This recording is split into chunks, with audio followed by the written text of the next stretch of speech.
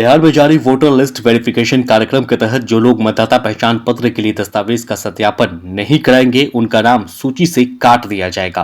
भारत निर्वाचन आयोग के निर्देश का हवाला देते हुए पटना के जिलाधिकारी डॉक्टर त्यागराजन ने इस संबंधित जानकारी देते हुए बताया कि जिन दस्तावेजों को मान्यता दी है उसे ही जमा किया जा सकता है। उन्होंने बताया कि Aadhaar card, PAN card, ration card, MNREGA job card, driving licence को दस्तावेज की सूची में शामिल नहीं किया गया है। उन्होंने आगे बताया कि 11 प्रकार के दस्तावेज को मान्य किया गया है। इसमें केंद्र या राज्य सरकार के नियमित कर्मचारी या पेंशन भोगी कर्मियों का पहचान पत्र, सरकार या स्थानीय प्राधिकरण जैसे बैंक, डाकघर, LIC के द्वारा 1 जुलाई 1987 के पूर्व निर्गत किए गए कोई भी प्रमाण पत्र, सक्षम प्राधिकार द्वारा निर्गत जन्म प्रमाण पत्र, मान्यता प्राप्त बोर्ड या विश्वविद्यालय द्वारा निर्गत किए गए शैक्षिक प्रमाण पत्र, स्थायी निवास प्रमाण पत्र, वन अधिकार प्रमाण पत्र, जाति प्रमाण पत्र, राष्ट्रीय नागरिक रजिस्टर, सरकार की कोई भी भूमि या मकान आवंटन का पत्र शामिल है। मतदाताओं को मतदान केंद्र, मतदाता सूची से संबंधित यदि किसी प्रकार की शिकायत है तो इसके लिए टोल फ्री नंबर 1950 पर फोन करके जानकारी लिया जा सकता है। उन्होंने बताया कि दस्तावेज सत्यापन की सीमा जो है 26 जुलाई तक है और इस दौरान जिले में लगभग 5000 BLO घर घर जा करके वेरिफिकेशन का काम करेंगे। साथ ही जो लोग 26 जुलाई तक दस्तावेज का सत्यापन नहीं कर पाए हैं उन्हें ऑनलाइन या ऑफलाइन फॉर्म 6 भरना होगा। पुनरीक्षण अभियान 2025 बिहार में शुरू की गई, लेकिन पूरा देश के लिए भारत निर्वाचन आयोग ने प्रारंभ किया है। इस विशेष गहन पुनरीक्षण की आवश्यकता के बारे में भारत निर्वाचन आयोग का कहना है, प्राय हम लोग देखते हैं कि जो मृत इलेक्टर्स हैं या जो शिफ्ट हो गए हैं, ये अन्यथा योग्यता नहीं रखने वाले इलेक्टर्स इलेक्टर रोल में हो जाते हैं या आ जाते हैं।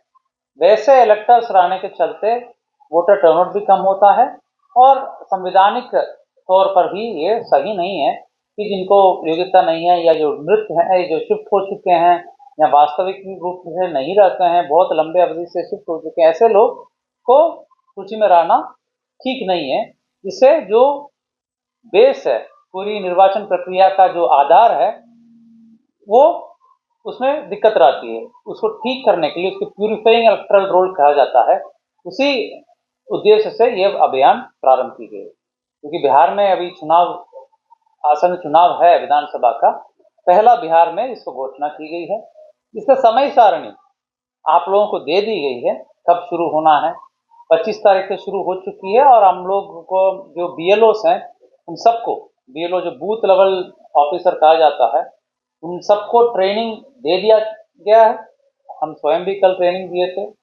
सभी जो निर्वाची निबंधन पदाधिकारी के माध्यम से सभी BLOs को प्रशिक्षित कर दिया गया है और ये लोग आज से कल से ही घर घर जाकर के लोगों से संपर्क कर रहे हैं। जो प्रक्रिया है वो उस पर काम कर रहे हैं। प्रक्रिया क्या है?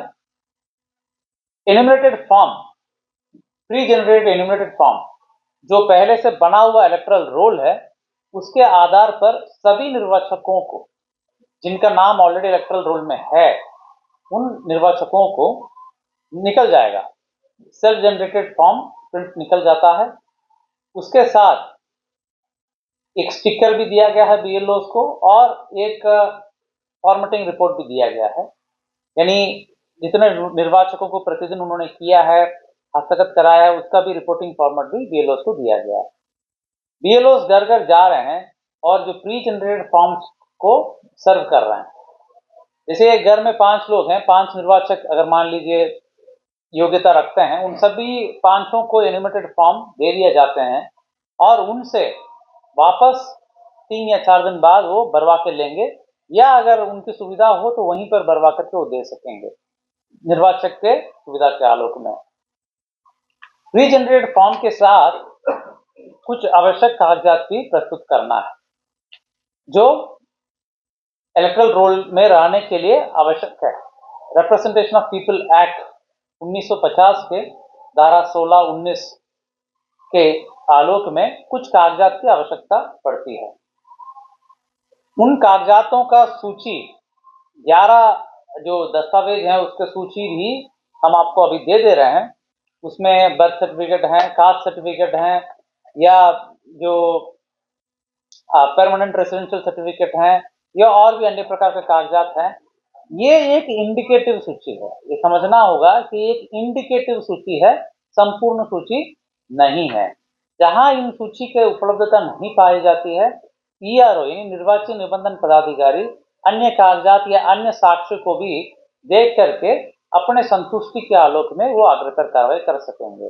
बट यह जो 11 सूचियों को प्राथमिकता के तौर पर प्राप्त करने के लिए डायरेक्शन भारत निर्वाचन आयोग का है, ताकि जो डायरेक्शंस हैं, जो नियम है, उसको पूर्ण पालन कर सकें। बट अगेन ये संपूर्ण नहीं है, और भी कागजात को जांच करके संतुष्ट होकर के अपने जो नियम के आलोक में ईआरओ संतुष्ट होकर के इलेक्टोरल रोल में रख सकते हैं।